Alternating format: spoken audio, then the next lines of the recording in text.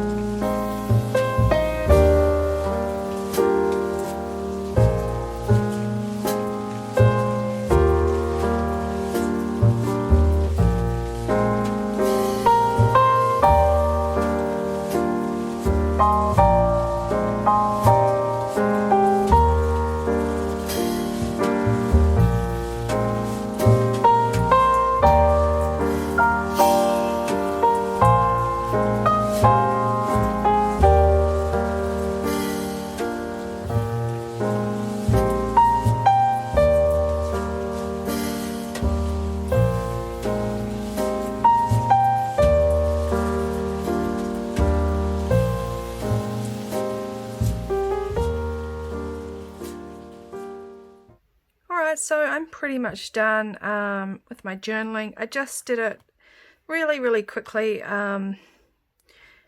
yeah, because I want to finish up this journal, so I kind of just slapped everything down. I didn't put a huge amount of effort into it, but over here I just put just a little bit of a map of one of the river cruises that we took up the Brisbane River. It just shows the Story Bridge and the stops there.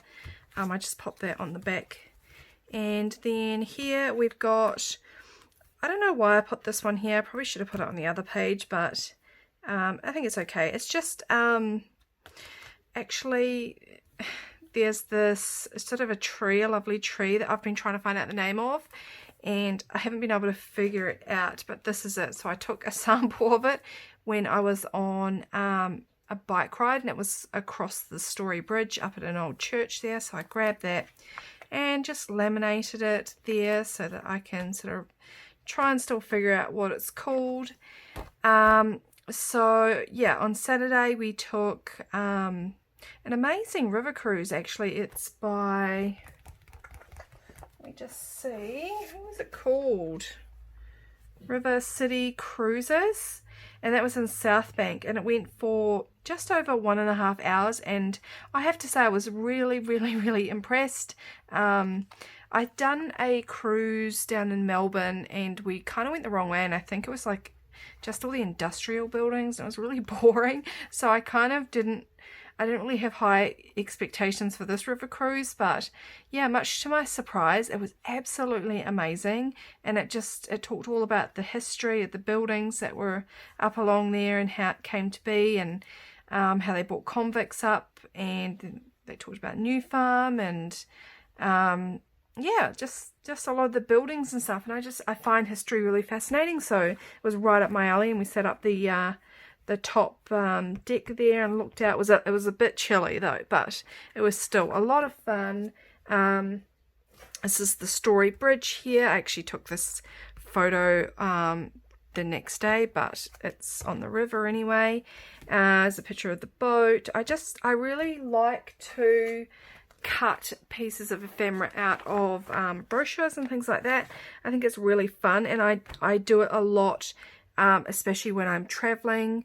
I don't think I have shown you guys my travel journal. I should do that one day.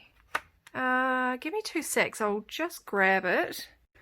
So here we are, you guys. This is a travel journal I did, and it is huge. I'll just pop this flip through aside. It's absolutely massive, as you can see. I hope you can see it okay. My very good friend Alexandra, who lives in the Netherlands, she made me this cover, and I adore it, and it houses all of my little booklets that I have done when I was in Europe. I think I was away for 6 weeks, and in here you can see let me see if I can find an example of where I cut out of brochures.